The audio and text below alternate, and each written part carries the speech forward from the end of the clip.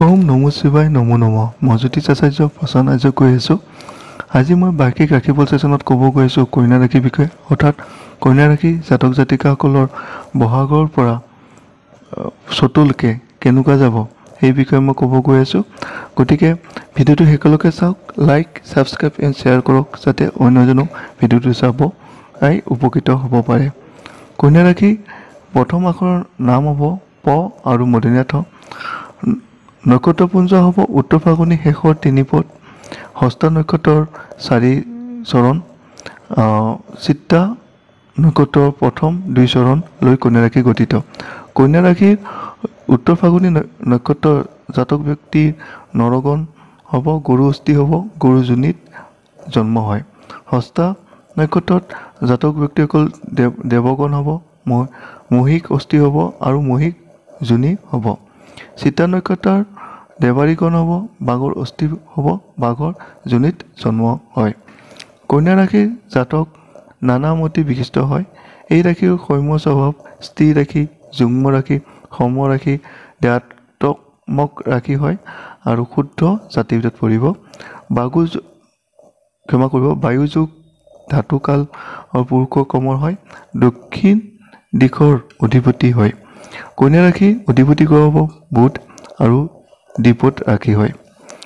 কন্যা ৰাশিৰ বুধ দ্বিপদ ৰাশি আৰু এই ৰাশি হোৱাৰ কাৰণে অলপ সময়কৈ কথাটো বেছি ক'ব, বুদ্ধিত প্ৰখৰ হ'ব, নিৰ্ণয় লোৱাত নিপুণ হ'ব আৰু সামাজিক ক্ষেত্ৰত সকলোৰে প্ৰিয় হ'ব। অধিক কাৰ্যদক্ষতা থকাৰ লগতে তেওঁলোক বেপাৰীৰ প্ৰধান মস্তিষ্ক লোক হ'ব, ইষ্ট কুটুমৰ লগত সম্পৰ্ক ৰক্ষা কৰি ভাল পাব আৰু সদা বন্ধুযুক্ত হ'ব, হাস্যপ্ৰিয়ী হ'ব, ধৰ্মানুৰাগী হ'ব, কবি হ'ব, সংগীতজ্ঞ হোৱা দেখা যায়, নৃত্যশিল্পী হ'ব, শাস্ত্ৰজ্ঞ হ'ব তথা কাল্পনিকৰ পৰিমাণো বেছি থাকিব। আৰু লগতে মনৰ চঞ্চলতা বা অস্থিৰতা তেওঁলোকক সদায় থাকিবই। এতিয়া আহোঁ ধনস্থানৰ ক্ষেত্ৰত। কন্যা ৰাশি বৰ্ষটো অলপমান জটিলতা থাকিব, কাৰণ তেওঁলোকৰ কামসমূহ সহজে পৰিপূৰ্ণ নহ'ব আৰু তেওঁলোকে কিছু পৰিমাণে সংঘৰ্ষ কৰি কামবিলাক সমাধান কৰিব পাৰিব, কিন্তু সাফল্যতা শিখৰ বছৰটোত চুব পাৰিব। এতিয়া আহোঁ ভাতৃ স্থানৰ ক্ষেত্ৰত। কোনো জাতক জাতিকাৰ যদি দূৰ প্লেচত ভাতৃ ভগ্নী থাকে, তাৰ পৰা অশান্তিকাৰক হ'ব পাৰে আৰু ব্যৱসায় বাণিজ্যৰ ক্ষেত্ৰত যথেষ্ট ভাল ফলাফল লাভ কৰিব পাৰিব আৰু দূৰ স্থানত ভ্ৰমণৰ সুযোগ লাভ কৰিব। শত্ৰু স্থানত শনি থকাৰ কাৰণে আৰু শত্ৰু থকাৰ কাৰণে কি হ'ব, ভাতৃ ভগ্নীৰ লগত মতানৈক্য আৰু মোকৰ্দমা আদিৰ লগত পৰিব পাৰে, গতিকে সাৱধান থকাটো ভাল হ'ব।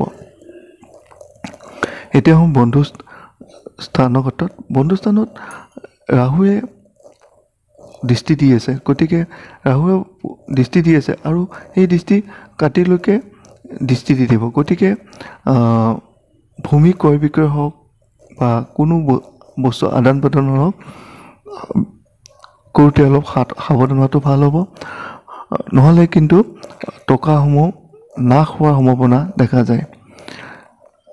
আৰু যান বাহন ক্ষেত্ৰত অলপ সাৱধান হ'ব, কাৰণ যান বাহনৰ কোনো সৰু সুৰা এক্সিডেণ্ট ৰিলেটেডৰ সমস্যা আহিব পাৰে, কিন্তু কাতি মাহৰ পৰা গোটেই বস্তুবিলাক সুফলতা লাভ কৰিব পাৰিব। এতিয়া আহোঁ বিদ্যা প্ৰেম পুত্ৰস্থানৰ ক্ষেত্ৰত। জাতক জাতিকা এই বছৰটোত কিছু পৰিমাণে অস্থিৰতা পাব, যদিও কষ্ট কৰিলে কিন্তু সাফল্যতা লাভ কৰিব পাৰিব আৰু পৰাপক্ষত পৰনিৰ্ভৰশীলতা দেখা যায় যে পৰনিৰ্ভৰশীল হৈ ভাল পাব, কিন্তু কোনোৱে ঠগিব বা ঠগ প্ৰবঞ্চক কৰিব পাৰে, যদি সাৱধান হোৱাটো ভাল হ'ব। জাতক জাতিকাসকল অলপ প্ৰেমিক বা ড্ৰিংকছ কৰা ক্ষেত্ৰত অলপ সাৱধান থাকিব। যদি নাথাকে তেনেহ'লে পাকস্থলী হওক, স্লেমা ৰোগ হওক, স্নায়ৱিক আৰু পেটৰ প্ৰব্লেম হওক বা পেচাব ৰিলেটেড সমস্যা আহিব পাৰে। আৰু চন্দ্ৰগ্ৰহৰ প্ৰতিকাৰটো এইবছৰ কৰাটো ইম্পৰ্টেণ্ট হ'ব। এতিয়া হওঁ শত্ৰু স্থানৰ ক্ষেত্ৰত। এই কন্যা ৰাশি জাতক জাতিকাসকল কাতি মাহলৈকে অত্যন্ত উচ্চাকাংক্ষী বা লোভী হোৱা দেখা যায়। গতিকে উচ্চাকাংক্ষী লোভীয়ে যেতিয়া আগবাঢ়িব তেতিয়া কিন্তু আপোনাৰ কোনো শত্ৰুৰ সংখ্যা বা শত্ৰুৰে পৰা কিছু সমস্যা সৃষ্টি কৰিব পাৰে। বিশেষকৈ যদি জাতকে উচ্চাকাংক্ষী বা লোভ কৰে তেনেহ'লে শত্ৰুৰ সংখ্যাসমূহ যথেষ্ট বৃদ্ধি পাব বা অনিষ্ট কৰিব চেষ্টা কৰিব। গতিকে সাৱধান থকাটো ভাল হ'ব।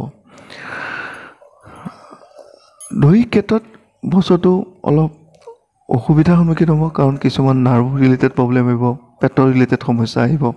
গতিকে হ'লে ডক্তৰৰ পৰামৰ্শ লোৱাটো ভাল হ'ব। এতিয়া হওঁ পতি-পত্নী স্থানৰ ক্ষেত্ৰত। পতি-পত্নী স্থানত এই বছৰটো যথেষ্ট ভাল হ'ব, কাৰণ তেওঁলোকৰ বৃহস্পতি অৱস্থান কৰিব। গতিকে তেওঁলোকৰ বিবাহৰ উত্তম সময় লাভ কৰিব।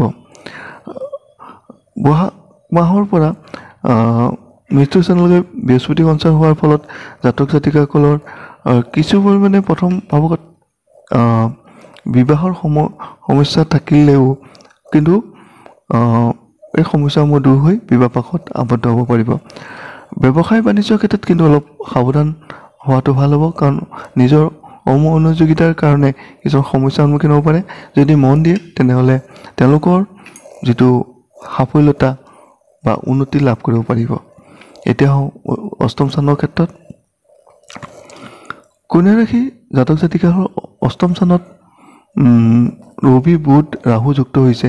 গতিকে জাতক জাতিকাসকলৰ পিতৃস্থানীয় ব্যক্তি বা পিতৃৰ ৰিলেটিভৰ পৰা কিছু পৰিমাণে সমস্যাৰ সন্মুখীন হ'ব পাৰে, বা যদিহে মৃত ব্যক্তিৰ কোনো সম্পত্তি পোৱাৰ আদান প্ৰদানৰ কথা চলি আছিল তেনেহ'লে তাত বিতৰ্ক বা মোকৰ্দমা আদিৰ লগত জড়িত হ'ব পাৰে। গতিকে অলপ সাৱধান থাকিব। আৰু ৰাহু অৱস্থিতিৰ কাৰণে বহু পৰিমাণে বা বিভিন্ন দিশত ক্ষতিৰ সন্মুখীন সমস্যা পৰিব পাৰে। বহাগৰ পৰা কাতিৰ ভিতৰত জাতক জাতিকাসকল যথেষ্ট অপমানিত হ'ব বা মান সন্মানৰ হানিৰ সন্মুখীন হোৱাৰ সমস্যা আহিব পাৰে। মংগলৰ পৰা ভূমি বিবাদ বা মামলা মোকৰ্দমা আদিত জড়িত হ'ব পাৰে। গতিকে এই বছৰটো সা সম্পত্তি আদান প্ৰদান হওক বা ৰিলেটিভৰ ক্ষেত্ৰত অলপ সাৱধান থকাটো ভাল হ'ব।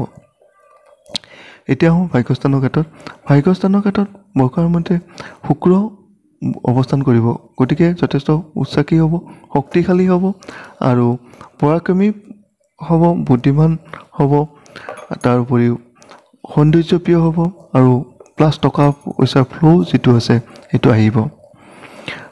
কন্যা ৰাশি জাতক জাতিকাসকল নিজকে সকলোতকৈ ধুনীয়া কৰি ৰাখিব বিচাৰে। গতিকে সেই মনোকামনা যিটো আছে এইটো ফুলফিল কৰি ৰাখিব পাৰিব। যিসকলে সংগীত, কলা, কাব্য বা ৰুচি আছে তেওঁলোকে সাফল্যতা লাভ কৰিব পাৰিব। এতিয়া কৰ্মস্থানৰ ক্ষেত্ৰত। কৰ্মস্থানত যিসকল জাতক জাতিকা আৰক্ষী, প্ৰতিৰক্ষা, শাসন বিভাগৰ হওক, উচ্চ পদস্থ কৰ্মচাৰীৰ ক্ষেত্ৰত হ'ব পাৰে, সেইসকল ব্যক্তি যথেষ্ট উন্নতি কৰিব পাৰিব। আৰু যিসকলে কল কাৰখানা হওক, ঠিকা হওক, কৃষি ক্ষেত্ৰ হওক, পশুপালনৰ ক্ষেত্ৰত জড়িত হৈ আছে, সেইসকলৰ ক্ষেত্ৰত তেওঁলোকৰ যথেষ্ট সাফল্যতা লাভ কৰিব পাৰিব। আৰু মংগল দশমত থকাৰ কাৰণে জাতক জাতিকাসকল কৰ্মস্থানটো অত্যন্ত শুভ হ'ব। আৰু চন্দ্ৰৰ ওপৰত অশুভ মংগলৰ প্ৰভাৱ যেতিয়া অলপ পৰিব তেতিয়া কিন্তু অলপ খঙাল বা উত্তেজিত পৰিমাণে হ'ব। তাৰ হ'লেও কিন্তু মাটি বাৰী হওক, গৃহ সম্পত্তিৰ ক্ষেত্ৰত হওক বা আত্মপ্ৰতিষ্ঠাৰ ক্ষেত্ৰত হওক বা গভৰ্ণমেণ্ট চাকৰি প্ৰাপ্তিৰ ক্ষেত্ৰত হওক যথেষ্ট শুভ যোগাযোগ সৃষ্টি হ'ব। এতিয়া আহোঁ আই স্থানৰ ক্ষেত্ৰত। আই স্থানত কন্যা ৰাশি জাতক জাতিকাসকলৰ আই স্থানটো যথেষ্ট ভাল হ'ব, কাৰণ তেওঁলোকৰ কোনো শিক্ষা বিদ্যাৰ উপৰিও তেওঁলোকৰ টকাৰ কিছুমান নতুন সোঁত বব বা টকাৰ নতুন পলয় আহিব, য'ত বহুত ভাল হ'ব। কিন্তু চন্দ্ৰবোধ শত্ৰু হোৱাৰ কাৰণে আৰু পুত্ৰৰ অধিপতি শনি শত্ৰু চন্দ্ৰ হোৱাৰ কাৰণে কোনো ভাতৃ সমান ব্যক্তি বা ভাতৃৰ পৰা কিছু অশান্তি লাভ কৰিব পাৰে। এতিয়া আহোঁ ব্যয়স্থানৰ পৰা। ব্যয়স্থানত ৰবি তুংগু হৈ মৃত্যুস্থান ৰবি বুধ ৰাহু যুক্ত হৈ আছে। গতিকে পিতৃ হওক, পিতৃৰ ফালৰ ব্যক্তিৰ পৰা হওক, মানে সম্পৰ্কীয়ৰ পৰা হওক, কিছুমান ভূমিৰ কাৰণে বিবাদমুখী হ'ব লগা হ'ব পাৰে। কিন্তু বহাগ বৃহস্পতি মীন ৰাশিৰ পৰা যেতিয়া মেঘ ৰাশিলৈ আগমন ঘটিব, তেতিয়া কিন্তু ফলত মানে যিটো মামলা মোকদ্দমা বা বিবাদ আছে সেইটো নিদ্ৰা হৰণ কৰিব। গতিকে অলপ সাৱধান থকাটো ভাল হ'ব। এতিয়া আহোঁ প্ৰতিকাৰ ক্ষেত্ৰত। প্ৰতিকাৰ ক্ষেত্ৰত ৰবি চন্দ্ৰ বৃহস্পতি শনি ৰাহু কেতু অতি অশুভ গ্ৰহ হ'ব। গতিকে শনি আৰু বৃহস্পতি স্বগৃহত অৱস্থান কৰাত তাৰে প্ৰতিকাৰ ৰত্ন ধাৰণ কৰিলে অশুভসমূহ আঁতৰিব। কিন্তু 8 বহাগৰ পৰা বৃহস্পতি মেঘ ৰাশিলৈ আগমন যেতিয়া কৰিব, তেতিয়া বৃহস্পতিৰ প্ৰতিকাৰ ৰূপে পশুৰাজ ৰত্ন পৰিধান কৰিলে যথেষ্ট ভাল হ'ব। আৰু বিশেষকৈ চন্দ্ৰৰ প্ৰতিকাৰ অতি প্ৰয়োজন হ'ব। আৰু তামৰ পাত্ৰত তুলসী দি তাৰ পানী সেৱন কৰিব। নৱগ্ৰহৰ পূজা সম্পন্ন কৰি ৰাহু কেতু দান দিলে অশুভ ফলৰ পৰা শুভ ফল লাভ কৰিব পাৰিব। শুভ বাৰ হ'ব সোম বুধ শুক্ৰ আৰু শুভ সংখ্যা হ'ব 5। ধন্যবাদ।